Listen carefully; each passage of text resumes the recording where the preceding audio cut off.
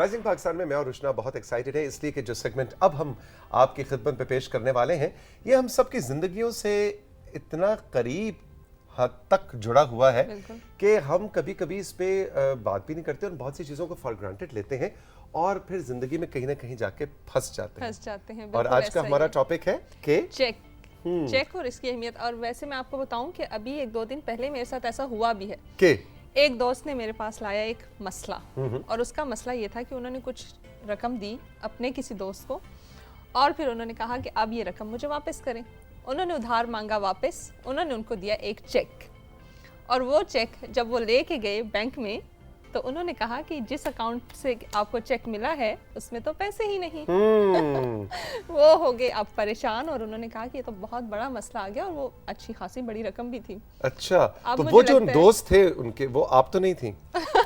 میں نہیں تھی کیونکہ انہوں نے یہ مسئلہ مجھے بتایا اور انہوں نے کہا کہ آپ حل ڈھونڈے تو میں نے کہا آج کے رائزنگ پاکستان میں اس کا حل نکلنے والا ہے. جی ہاں بالکل, اس لیے کہ پاکستان کے ایک لیڈنگ لائر ایڈوکیٹ افضل خان جدون جو کہ ہائی کورٹ کے لائر ہے, ایڈوکیٹ ہیں, وہ آج ہمیں جوائن کر رہے ہیں رائزنگ پاکستان کے سیٹس پہ یلو صوفے پہ.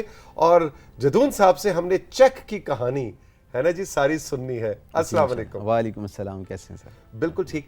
اور یہ جو ٹاپک آج آپ ہمارے لیے جدون صاحب لے کے آئے ہیں یہ اس کے پر کم ہی بات ہوتی ہے. میں نے دیکھا یوزولی اس کے بہت سی بیسکس جو ہیں ان کے بارے میں ہم نہیں جانتے. حتیٰ کہ آج کل شاید ہی کوئی ایسا شخص ہو جس کے پاس اکاؤنٹ نہ ہو, کیونکہ سارا جتنا بھی ہے ٹرانزیکشن تھرو اکاؤنٹ ہی ہو رہی ہے اور چیک کا ہونا اتنا ہی ضروری ہے جتنا ایک آئی ڈی کارڈ ہے. اس طرح کی اہمیت ہے چیک کی, لیکن کیونکہ ہمیں پتہ نہیں ہوتا اس لیے ہم اس پہ ڈسکس نہیں کرتے. اور اس وقت جب ہمارے پاس لوگ آتے ہیں اور بڑے شریف لوگ یعنی عام لوگ شہری معزز شہری آتے ہیں ہمارے پاس تشریف لاتے ہیں جنہیں پتہ ہی نہیں چلتا کہ وہ اپنے ساتھ کیا کر چکے ہیں اور ان کے ساتھ ہو کیا گیا ہے دونوں صورتوں میں. تو اس لیے آج میں اور رشنا جدون صاحب سے کوئی تقریباً 10-15 سوال ہم نے تیار کیے ہیں. بیسک سے سوال ہے چیک کے استعمال کے حوالے سے, کچھ ڈوز اینڈ ڈونٹس. آپ بھی اس کو غور سے سنیے, نوٹ کیجئے. نہیں معلوم زندگی میں کب کسی سے چیک لینا پڑ جائے یا چیک لکھ کے دینا پڑ جائے, تو آپ کو یہ بیسکس قوانین کا پتہ ہونا چاہیے. سب سے پہلے سٹارٹ کرتے ہیں جن صاحب, یہ بتائیے چیک ہوتا کیا ہے ٹیکنیکلی, اس کو کیا کہیں؟ جی ٹیکنیکلی چیک ایک بل آف ایکسچینج ہے جو کسی بھی کنسیڈریشن, اوبلیگیشن, لون یا کسی بھی ادائیگی کے عوض ہوتا ہے, جو ایک گارنٹی ہے. بیسیکلی چیک ہے ہی گارنٹی. وہ گارنٹی کے طور پہ آپ دیتے ہیں کہ یہ اماؤنٹ ہے, اس اماؤنٹ یا لون کے بدلے میں آپ یہ چیک لے لیں. اور چیک کی جو اہمیت ہے وہ یہ ہے کہ جب آپ کسی کو چیک دیتے ہیں تو اس کو ڈاؤٹ نہیں ہوتا کہ یہ پیمنٹ مجھے ملے گی نہیں. وہ انڈرسٹوڈ ہوتا ہے جی کہ جو اس نے دیا ہوا ہے اس کے سگنیچر بھی ٹھیک ہیں اور یہ ایک لیگل ڈاکومنٹ ہے جس سے میری پیمنٹ سیکیور ہے. بالکل ٹھیک. جی آپ نے جس طرح سے کہا کہ چیک ایک گارنٹی ہے, لیکن اکثر ایسے ہو جاتے ہیں کہ چیک میں بہت سارے اور مسائل بھی آ جاتے ہیں. کبھی کہتے ہیں کہ اس کے پیچھے ڈوئل سائن نہیں ہے یا بہت ساری اور بھی چیزیں ہوتی ہیں. آپ یہ بتائیں کہ چیک لیتے وقت کن چیزوں کی احتیاط کرنی چاہیے یا کیا پوائنٹس رکھنے چاہیے کہ ہاں یہ چیک بالکل ٹھیک ہے لیتے وقت بھی اور دیتے وقت بھی؟ یہ دونوں انٹر لنکڈ ہے دونوں چیزیں. اس میں یہ ہوتا ہے کہ جیسے لینے والے کے حقوق ہیں اسی طرح دینے والے کے بھی حقوق ہیں. تو چیک جیسے میں پہلے کرتا ہوں جو جاری کرتا ہے چیک, جو کسی کو چیک دیتا ہے اسے کیا کرنا ہے. اسے سب سے پہلے یہ ہے کہ بلینک چیک کسی کو بھی نہیں دینا. بلینک چیک دینے سے مراد یہ ہے کہ آپ نے اپنے ہاتھ کاٹ کے اگلے کے حوالے کر دیے اور وہ اپنے آپ کے ہاتھوں کو جیسے مرضی استعمال کرے. اب بلینک چیک سپوز آپ نے اسے بلینک چیک دیا 50,000 کا, اس نے اسے 500,000 جیسے بھی آگے جو لکھا وہ اس نے لکھ لیا. اسی طرح جیسے آپ وہاں پہ ہم کرتے ہیں اردو اور انگلش دونوں میں لکھا جاتا ہے چیک. اکثر لوگ جو ہے صرف وہ ڈیجٹس لکھ کے دے دیتے ہیں 100,000. اب 100,000 اگر لکھ کے دے دیا, اس سے آگے انہوں نے اسے بلاک نہیں کیا, وہاں پہ سلیش ڈال کے آگے ڈیش ڈال کے بند نہیں کیا اس کو, تو میں بھی اس صورت میں وہ آگے ایک زیرو صرف لکھیں گے اور آپ کا کام ہو جانا ہے. سملرلی اسی کو 1 لاکھ 10 لاکھ بن جائے گا, 10 لاکھ بن جائے گا, کروڑ بن جائے گا. اسی طرح اس کے پیچھے بھی جو لائن ڈالنی ہے, ڈیش ڈالنی ہے, تاکہ اس سے پہلے بھی اگر ایک سے پہلے بھی ایک ڈال دیں تو پھر بھی بات وہیں جائے گی. اس کے علاوہ اہم بات یہ کہ ڈیٹ کا مینشن کرنا چیک دینے والے کے لیے بڑا ضروری ہے. چیک وصول کرنے والے کے تو یہ بڑا فائدہ ہوگا کہ ایک تو نہ وہاں پہ پراپر ڈیجٹس لکھے ہوں اور ڈیٹ نہ لکھی ہوں, کیونکہ چیک کی ایک لائف ہوتی ہے. آپ نے چیک دیا ہوتا ہے کسی پرپس کے لیے, تو پہلے تو اس اماؤنٹ کو کلیئر کریں. اماؤنٹ لکھنے کے بعد وہاں پہ اس کا اردو یا انگلش میں بھی لکھیں, اور ساتھ آپ کو پتہ ہے لکھا جاتا ہے اونلی اونلی اسی لیے لکھا جاتا ہے کہ وہ اس سے آگے پیچھے نہ ہو سکے اور کلوز کیا جاتا ہے. اس کے بعد یہ ہے کہ وہ ڈیٹ جو ہے وہ مینشن ہو پراپرلی. ڈیٹ مینشن کرنے کا سب سے بڑا فائدہ یہ ہوتا ہے کہ آپ جس ڈیٹ کو چیک دے دیتے ہیں, چیک کی 2 لائفز ہیں. اچھا, 2 لائف اس کی ہوتی ہیں. ایک تو چیک جب جاری کر دیا جاتا ہے تو ڈس آنر کرانے سے پہلے چیک کی لائف ہوتی ہے 6 منتھ. ٹھیک ہے, 1 جنوری کو چیک جاری ہوا تو وہ 30 جون تک وہ اس قابل مؤثر ہوگا, اس کے علاوہ نہیں ہوگا. لیکن اگر آپ ایسا نہیں لکھتے تو ہو سکتا ہے وہ 4-5 سال کے بعد وہ سنبھال کے رکھ لے چیک, اور سنبھال کے رکھنے کے بعد وہ یہ ہے کہ کبھی کسی وقت بھی خدا نخواستہ آپ کے خلاف استعمال ہو سکتا ہے. یہ یعنی وہ ہتھیار ہے جو اگلے کے ہاتھ میں آپ نے دے دیا, وہ کسی وقت بھی اس ہتھیار کو یوز کر کے آپ کے اگینسٹ کر سکتا ہے. اب اس میں یہ ہوتا ہے کہ چیک جو پہلی بات میں نے کی کہ اس کو ڈس آنر نہیں ہوا تو اس کی لائف 6 مہینے ہوگی. ڈس آنر ہو گیا اس کے بعد اس کی لائف 3 سال ہے. وہ 3 سال تک وہ مؤثر ہوگا چیک. 3 سال تک اس کے اگینسٹ ایف آئی آر بھی ہو سکتی ہے اگر ڈس آنر ہو جاتا ہے, اور اس کے بعد سول سوٹ بھی اس سے ریکوری کا فائل کیا جا سکتا ہے. تو اس لیے چیک پہ ڈیٹ کا لکھنا بہت ضروری ہوتا ہے. سملرلی جو لینے والا ہے, اب اس کے لیے کیا ضروری ہے, اس کے لیے ضروری یہ ہوتا ہے کہ وہ پہلے دیکھے کہ کیا چیک پہ ڈیٹ ہے. یعنی میں نے بتایا کہ اگر ڈیٹ نہیں ہوگی لینے والے کا تو فائدہ ہے, لیکن دینے والے کے لیے وہ نقصان دہ ہے. ایک لمٹ ہے, اسے پتہ ہوگا میں نے اس لمٹ میں یہ اپنا ایشو ریزالو کرنا ہے. اب یہ ہے کہ وہ یہ دیکھے کہ اس پہ کیا جو مجھے مطلوبہ رقم ہے, جو میری ڈیزائرڈ اماؤنٹ ہے, کیا وہ اس پہ مینشن ہے یا نہیں, وہ دیکھ لے. اس کے بعد سب سے امپورٹنٹ بات یہ ہے سگنیچرز کو دیکھے کہ سگنیچر ایک فرنٹ پہ سگنیچر ہو اور احتیاطاً 2 بیک سائڈ پہ اس کے سگنیچر وہ لے لے. اور اس کے بعد جو اس میں موسٹ امپورٹنٹ ہے کہ کسی جگہ کٹنگ ہے وہاں پہ بھی وہ اس کے دستخط کروائے, کیونکہ کٹنگ آئے گی تو کٹنگ ڈاؤٹ کریٹ کر دے گی اس چیک کے ایشوئنس میں. یعنی اس میں یہ ہوتا ہے کہ کہتے ہیں اسی کے اوپر چھوٹے سے سگنیچر, اسی کے اوپر اوور رائٹنگ یا کٹنگ جہاں پہ بھی ہوگی, چیک کے جس پورشن پہ بھی ہوگی وہاں پہ وہ سگنیچر اس میں لے لیے جائیں گے. دینے والے کے لیے جو امپورٹنٹ بات ہے وہ چیک ہوتا ہے کنڈیشنل چیک, مشروط چیک. سپوز اس نے کہا کہ میں یہ بیانے کے طور پہ چیک دے رہا ہوں, اب اس کے پیچھے وہ لکھ دے کہ یہ رجسٹری کروانے کی صورت میں یہ اماؤنٹ کیش ہو سکتی ہے. وہ چیک کی بیک پہ وہ لکھ سکتا ہے, اسے پابندی کوئی نہیں ہے. جی کنڈیشن اپنی وہ وہاں پہ لکھ دے, جو بھی کنڈیشن ہے. سپوز سامان اس نے پرچیز کیا, سامان کی ڈیلیوری کی, پلاٹ لیا, اس کی ڈیلیوری کے پلاٹ میں اب اس کے سٹیپس ہوتے ہیں کہ پلاٹ کی رجسٹری کروانی ہے, پوزیشن دینا ہے. تو اس میں عموماً یہ ہوتا ہے کہ ہم لوگ پہلے رجسٹری کروا لیتے ہیں یا پہلے پوزیشن لے لیتے ہیں, تو باقی جو اس کی ہوتی ہے وہ اماؤنٹ کنڈیشنل ہوتی ہے. لیکن یہاں پہ ابھی کچھ دن پہلے میرے پاس بالکل سملر کیس آیا کہ انہوں نے قبضہ لے لیا, اور قبضہ انہوں نے کہا جی ہم نے تھرو کورٹ لیا, لیکن اب وہ یہ تھا کہ یہ پوزیشن دے گا تو یہ پیمنٹ کیش ہوگی, لیکن وہ انکیشمنٹ کے لیے انہوں نے جمع کرا دیا, ڈس آنر ہو گیا اور وہ لیٹیگیشن چلتی رہی اور وہ سلسلہ.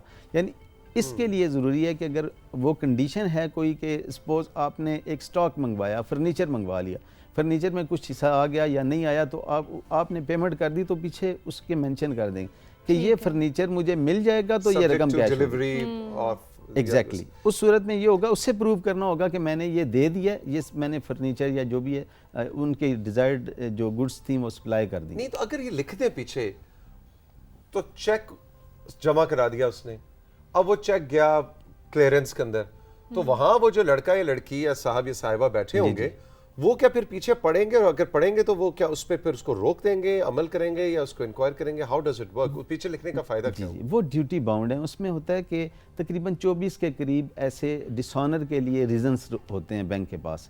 اب اس میں ہوتا ہے ایک ادر ریزن بھی ہوتا ہے, لاسٹ میں جو ہوتا ہے ادر ریزن بھی. اب اس میں اگر بینک کا عملہ سیٹسفائیڈ نہیں ہے کسی بھی ریزن سے, سپوز اگر یہی لکھ دیا جاتا ہے کہ یہ ٹرانزیکشن ہوگی تو یہ چیک کیش ہوگا, تو وہ ان سے پوچھ سکتے ہیں جی کہ آپ کی یہ ٹرانزیکشن ہوگی. ایون ادروائز اگر اس کے علاوہ بھی وہ نیگلیجنس کرتے ہیں یا نہیں بھی کرتے, وہ چیک کو ڈس آنر کر دیتے ہیں, اس صورت میں یہ ایف آئی آر کے لیے جاتا ہے یا سول کورٹ میں ریمیڈی کے لیے جاتا ہے. تو وہاں پہ وہ کہیں گے کہ یہ اس کے پیچھے یہ کنڈیشن تھی, کیا یہ کنڈیشن فلفل ہوئی ہے, تو وہ وہاں پہ آگے اس ڈسپیوٹ کی صورت میں. ڈسپیوٹ کی صورت میں. اچھا اب ہم ذرا کوئکلی چلیں گے, اس میں بہت سارے سوال ہیں. بلینک چیک کے اوپر ہلکے سے تھوڑی وضاحت کر دیں گے. بلینک چیک سے کیا مراد ہوتا ہے کہ میں نے سائن کر دیے اور بس دے دیا کہ ہاں یار یہ تو مطلب یہ تو میرا دوست ہے یار, یہ میرے ساتھ تو نہیں, لیکن احتیاط کرنی ضروری ہے کہ بلینک سے مراد خالی نہ لکھیں, کچھ نہ کچھ اس کو فل ضرور کریں. نہیں ایسا نہیں ہے. بلینک چیک میں ایسا ہو سکتا ہے کہ جیسے نام کا کالم ہے, اب نام کا کالم میرے جگہ کسی اور کا نام اس میں مینشن کر دیا, اب چیک تو میرے ساتھ ٹرانزیکشن ہے, میں وہ چیک کسی اور کو دے دیتا ہوں. ہوتا یہ ہے سپوز کہ آپس میں معاملات طے ہو جاتے ہیں, وہ میں نے اپنی ابلیگیشن فلفل کر دی اور مجھے وہ اماؤنٹ آ گئی, لیکن اب ہوگا چیک ان کے پاس ہے تو وہ کسی اور کو چیک دے دیں گے, وہ جا کے اپنے نام سے فل کرے گا اس چیک کو اور وہ فل کر کے ایف آئی آر کروا دے گا. ایک تو یہ ہو گیا. اب یہ تھرڈ پارٹی بھی کروا سکتی ہے لوگوں کا, اس میں پتہ ہی نہیں ہوتا کہ ہو کیا گیا ان کے ساتھ. اب اس کے ساتھ ایسے واقعات ہوئے بے شمار ہوئے ہیں ایسے, یعنی کہ ہوتا یہ کہ چیک کو پریزمپشن آف ٹروتھ حاصل ہے, چیک دے دیا گیا تو اس میں لیگلی سمجھا جائے گا کہ یہ واقعی کوئی ٹرانزیکشن ہوئی ہے جس کے اگینسٹ دیا. چیک اس طرح نہیں دیا, بانٹے نہیں جاتے, یعنی it is a legal document, اس میں بڑی احتیاط کرنی چاہیے, بہت احتیاط. اچھا جی, آپ نے ابھی کوئکلی اب آتے ہیں ذرا ڈسپیوٹ والی سائڈ پہ کہ اگر چیک ڈس آنر ہو جائے تو کیا پولیس کو بتانا ہے, اور وہ جو کہتے ہیں اور کیا اماؤنٹ ہوتی ہے جس پہ مطلب آپ گرفتار بھی ہو سکتے ہیں, یا اس کی ذرا لیگیلٹی اور سزا کے بارے میں قانونی اس کی کیا حیثیت ہوتی ہے؟ جی ہاں, چیک کی دو ریمیڈیز ہیں چیک کے اگینسٹ, ایک ہے کرمنل اور ایک ہے سول ریمیڈی. کرمنلی یہ ہوتا ہے کہ چیک ڈس آنر ہو جائے تو اس میں ڈس آنیسٹی کا ہونا ضروری ہے, صرف ایشو کر دینا چیک اوفینس نہیں ہوتا. ایک تو یہ ہے کہ فلفلمنٹ آف اوبلیگیشن ہوگی, یعنی لون ہوگا, کوئی اور ایسی بات ہوگی جس کے اگینسٹ دیا ہوگا. اب اوبلیگیشن کے ساتھ ڈس آنیسٹی کا ہونا ضروری ہے. اب اس میں اگر ایسا ہوا تو اس میں ریمیڈی اویل کریں گے, تھانے میں جائیں گے, پولیس اسٹیشن جو اپنا, اب دو طرح کے پولیس اسٹیشن ہو سکتے ہیں, ایک پولیس اسٹیشن وہ جہاں پہ چیک جاری ہوا, ایک پولیس اسٹیشن وہ جہاں پہ چیک ڈس آنر ہوا. سپوز میں نے یہاں سے چیک دیا اور چیک کراچی کے کسی بینک سے ڈس آنر ہوا, اب وہاں پہ بھی ایف آئی آر ہو سکتی ہے تو یہاں پہ بھی ایف آئی آر ہو سکتی ہے. یہ دو جیورسڈکشن ہے. اس میں ایف آئی آر تھانے میں جائیں گے تو پولیس اس میں 489 ایف کی کے تحت ایف آئی آر کرتی ہے, اور اس کے بعد اگر خدا نہ خواستہ پولیس ایف آئی آر نہیں کر سکتی تو کر رہی کسی وجہ سے, تو پھر آپ سیشن کورٹ سے, جسٹس آف پیس سے آپ ڈائریکشن لے سکتے ہیں اس ایف آئی آر کی رجسٹریشن کے لیے. اس کے بعد دوسری جو اس کی ریمیڈی ہے وہ سول ریمیڈی ہے. سول ریمیڈی میں یہ ہوتا ہے کہ اس کی ریکوری کے لیے, کیونکہ 489 ایف کے تحت ملزم کو سزا تو ہو جائے گی لیکن آپ کے پیسے تو آپ کو نہیں ملیں گے. ایشو یہ ہوتا ہے کہ ہمارے ہاں جو نیگلیجنس ہوتی ہے, لوگوں کو اویئرنس نہیں ہوتا. میں آڈینس کو کہنا چاہوں گا یہ بات, اس پہ خیال کیا کریں. دیکھیں, اگر آپ 1 کروڑ پہ آپ نے کسی کو دیا, وہ چیک آپ کو, وہ چیک ڈس آنر ہو گیا, ٹھیک ہے, آپ کو وہ 3 سال کے لیے اسے سزا ہو جائے گی, تو آپ کو کیا فائدہ ہونا ہے؟ آپ کی رقم تو وہی ہے. رقم کی ریکوری کے لیے جو 489 ایف ہے یہ ٹول نہیں ہے ریکوری کا. اچھا, آپ رقم کی ریکوری کے لیے ہمیشہ سول کورٹ میں ہی جائیں گے, اور سول کورٹ میں جا کے وہاں سے ریمیڈی اویل کی جائے گی, اور اس میں یہ ہے کہ ریکوری آپ کو وہاں سے ملنی ہے, تھانے سے ریکوری نہیں ملنی. تھانے سے صرف اس کو سزا ہی ہونی ہے, اور میکسیمم 3 سال سزا ہے. تو 3 سال میں اگر وہ سپوز 3 کے 3 سال اندر رہ آتا ہے تو آپ کو کیا فائدہ ہونا؟ آپ کو, آپ کی رقم تو گئی نہ ڈوب. وہ تو کروڑ روپے اس نے سمجھے تھا, جیل جا کے بڑی مزیدار نوکری تھی, جیل میں میں رہا ہوں اور 1 کروڑ روپیہ میں نے کما لیا. ایسے اور ایسے واقعات ایسے بھی ہوئے. کرمنل جو ہوتا ہے اس کی انٹینشن یہ ہوتی ہے کہ اب 3 سال میں 3 سال تو نہیں کاٹی جاتی, جو وہ الگ سے ٹاپک ہے کہ وہ ریڈکشن ہو. 3 سال جس نے کاٹنی ہے اس نے 9 مہینے سے 1 سال تک کا پیریڈ کاٹنا ہے, تو اس کی 3 سال پوری ہو جائے گی. اس میں معافیاں لگتی ہیں, چھٹیاں اس میں سے مائنس ہو جاتی ہیں, یعنی وہ 1 سال میں سے باہر آ جائے گا. 1 کروڑ اس نے ہڑپ کیا, 1 سال کے بعد باہر آ گیا, یعنی اسے کوئی مہنگا تو نہیں پڑا سودا, 1 سال اندر رہا, تو ایکسپیرینس بھی ہو گیا جیل کا. مزیدار 8 لاکھ روپے مہینے کی تنخواہ لگی ہوئی تھی اس کی, ہے نا جی, اور ریکوری وہاں ہی ہے, تو ریکوری کے لیے سول کورٹ جانا پڑے گا. ایکسپیرینس بھی ہو گیا. اچھا, زندگی مختلف ایکسپیرینس ہونے چاہیے. اچھا جی روشنا, آپ کے پاس 1-2 سوال ہے. ایک میرے پاس سوال یہ ہے کہ آپ نے کہا کہ ڈس آنر کا مقدمہ ہو جائے, اگر فار ایگزامپل کسی پہ ہو جائے مقدمہ اور وہ اس کے لیے ریڈی نہ ہو, یا اس کے اوپر وہ الزام نہ آتا ہو, لیکن پھر بھی اس کے اوپر ڈس آنر کا مقدمہ آ جائے, تو وہ کیا کرے؟ میں نے اس سے پہلے سٹارٹ میں ہم لوگوں نے بتایا کہ ڈیفینسز کیا ہیں. ڈیفینسز یہ ہیں کہ جو بھی کنسیڈریشن ہے, اوبلیگیشن ہے, وہ بتائے گا کہ میں نے سپوز ایک ایگریمنٹ تھا جس میں یہ تھا کہ فرنیچر سپلائی کرنا ہے سپوز, یا گاڑی لینی ہے. اب وہ آ کے رسید دے گا جی کہ میں نے تو گاڑی دے دی ہے, میں نے اپنی اوبلیگیشن فلفل کر دی ہے اس میں, اور میرے اگینسٹ اب یا یہ اماؤنٹ جو میں نے اس کو دینی تھی وہ تو میں نے ادر وے سے کر دی ہے. یا تیسرا جو کنڈیشنل آ جاتا ہے, اس میں یہ ہوگا کہ اس نے, کیونکہ یہ بیانہ تھا کہ اس نے یہ پلاٹ میرے نام کرانا ہے یا اس کا قبضہ مجھے دینا ہے. اب کیونکہ اس نے اپنی فلفل ہی نہیں کی اوبلیگیشن, تو اس میں چیک, یعنی میری پیمنٹ اس کی طرف بنتی نہیں. میری پیمنٹ بنے گی, یہ اپنی ڈیوٹی کر لے گا, تو اس کے بعد یہ پیمنٹ کیش کرا. یعنی ایسا بھی نہیں ہے کہ اٹھا کے سیدھے جیل میں ڈال دیتے ہیں, بات سنی جاتی ہے, دونوں فریق جی ایسے ہی، کیونکہ جب ایف آئی آر ہو جائے گی تو آپ کو ڈیفنس کا موقع ملے گا. آپ جائیں گے، اس کے لیے پری ریسٹ کروائی جاتی ہے، یا ادروائز بھی پاکستان کے قانون میں تو یہ ہے کہ ایف آئی آر ہو جائے تو اٹھا کے پھینک دیں اندر، لیکن ادروائز یہ ریمیڈی یہ ہے کہ اگر ایف آئی آر ہو جاتی ہے تو آپ فوراً ایف آئی آر کی کاپی لیں اور اپنے لائر کے پاس جا کے پری ریسٹ کروائیں.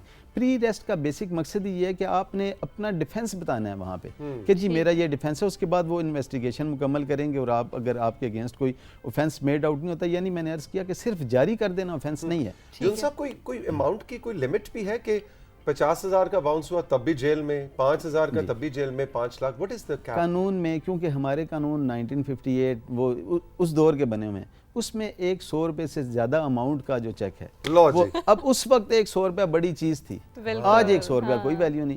یعنی کہ یہ ہے کہ 100 روپے سے زیادہ کوئی بھی رقم ہے اس کا ایگریمنٹ بھی تحریری ہوگا، اس سے کم ہوگا تو تحریری ہونا ضروری ہے. یعنی اگر آپ کا کسی کے پیسے کھانے کا ارادہ ہے تو 99 روپے کے چیک کاٹ کے دیا جی ایسے ہے نا جی. 99 روپے کے بھی ہو 99 روپے کے بہت سارے چیک آپ حساب کر کے کاٹ کے دیں تو آپ بھر سکتے ہیں ایف آئی آر. وہ یعنی پیمنٹ بھی کی جا سکتی ہے اس دور جی. اچھا جی، پروگرام کا وقت ختم ہو رہا ہے. کوئکلی ہمیں تھوڑا سا بتائیں کہ وہ چیکس جو ایز اے سیکیورٹی ڈپازٹ جمع کرائے جاتے ہیں ان کی کیا، کیونکہ عموماً شاید یہ بھی ہوتا ہے کہ اس پہ جا کے جب آپ شکایت کرتے ہیں وہ کہتے ہیں جی یہ تو سیکیورٹی ڈپازٹ کے تھے تو اس پہ ایف آئی آر نہیں ہو سکتی. اس کے بارے میں ذرا بتائیں. یہ بڑا انٹرسٹنگ کوسچن ہے اور ایک متھ ہے. یہاں پہ سمجھا جاتا ہے کہ گارنٹی یا سیکیورٹی چیک جس پہ لکھ دیا جاتا ہے اس کے اگینسٹ ایف آئی آر نہیں ہوتی. ایسا ہرگز نہیں ہے.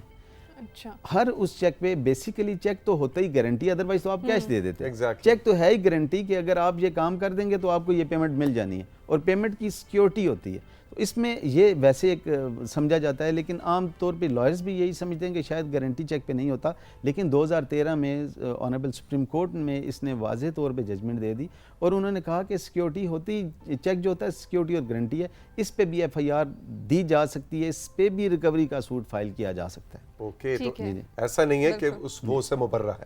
جی ایک اور سوال یہ ہے کہ اکثر لوگ ان سے چیک گم جاتا ہے اور دوبارہ جب وہ کسی کے پاس جائیں جن سے انہوں نے چیک لیا تھا اور وہ انکار کر دیں کہ نہیں آپ کو تو ایک چیک دے دیا تھا، اب وہ گم گیا ہے تو وہ ہماری ذمہ داری نہیں، اس صورتحال میں کیا کیا جائے؟ اس صورت میں 2 صورتیں ہیں. اس سوال میں سے 2 سوال نکل رہے ہیں. ایک تو یہ ہے کہ اکثر لوگ ہمارے پاس تو یہ آتے ہیں جی کہ میرا چیک، میری چیک بک یا میرا یہ چیک گم ہو گیا تھا اور یہ فلاں کے ہاتھ چڑھ گیا، اس نے مجھے میرے اوپر ایف آئی آر کروا دی ہے جبکہ میں نے دینے کوئی نہیں. اس میں پریزمپشن یہ لی جاتی ہے کہ چیک گما نہیں کرتے، اور یہ تو بات ہی غلط ہے کہ سائن شدہ چیک کا گم جانا. اس میں آنریبل سپریم کورٹ نے کہا کہ ایسا نہیں ہے. اس میں سائن شدہ یعنی بلینک نہ بھی ہو لیکن سائن شدہ چیک گما نہیں. اس میں ایک یہ آ سکتا ہے کہ ہسبینڈ اینڈ وائف کا ریلیشن ایسا ریلیشن ہے، یا ایک مالک اور نوکر کا، ملازم کا، یا ایک آفس میں ایسا کہ جس کی یعنی پوزیشن ہو سکتی ہے، ایکسیس ہو سکتی ہے چیک بک تک. اگر ایکسیس چیک بک تک ہے تو اس میں جیسے بیوی خاوند کا چیک لے سکتی ہے، استعمال کر سکتی ہے، اس میں ڈاؤٹ کریٹ ہو جاتا ہے. لیکن ایسا بالکل نہیں ہوتا. سملرلی اگر کسی کا چیک گم ہو جاتا ہے، اگر ہم سمجھ لیتے ہیں کہ گم ہو گیا، اگر گم ہو گیا تو اسے سب سے پہلے سٹاپ پیمنٹ کرانی چاہیے بینک میں جا کے، اور وہاں پہ بتائے. اس کے بعد وہ رپٹ درج کرائے تھانے میں، اور اس کے بعد بھی اگر اسے پتہ چلے کہ شاید اس کا چیک کسی خاص بندے کے پاس چلا گیا، اس وقت بھی یہ ہے کہ وہ سوٹ فار ڈیکلریشن کرے سول کورٹ میں کہ میرا چیک گم ہو گیا تھا اور اب یہ فلاں بندے کے پاس ہے تو میں نے کوئی اس کی دینی پیمنٹ نہیں دینی، کوئی اپلیکیشن میرے ذمہ نہیں ہے. وہ یعنی اس کو بلاک کروا، دوسری طرف سٹاپ پیمنٹ اسے بلاک کہا جاتا ہے، یا چیک کو آپ اس لیف کو، اس ایک لیف کو. اور اگر پوری اسی طرح سے پوری چیک بک بھی آپ کی اگر گم گئی ہے تو آپ کئی دفعہ انسان ریلیکس کر گیا، میرے کون سے کوئی اس پہ سائن ہوئے ہیں، نہیں جی، پھر بھی سائن بھی کوئی فورج کر کے کر سکتا ہے کچھ. تو پوری چیک بک کو بھی سٹاپ کروانا بہت ضروری ہے، یعنی اس کو بلاک کروانا بہت ضروری ہے.